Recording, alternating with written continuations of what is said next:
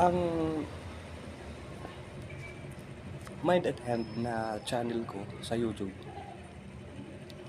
sa mga darating na araw ay marami po kayong matututunan doon. Lalo na sa mga bata. Yun naman kung maisusubscribe nyo, ay meron po akong mga exclusive na mga drawing. Magmula sa umpisa, ika nga step by step, hanggang sa pagkulay, may tuturo ko po doon exclusive sa mga subscribers.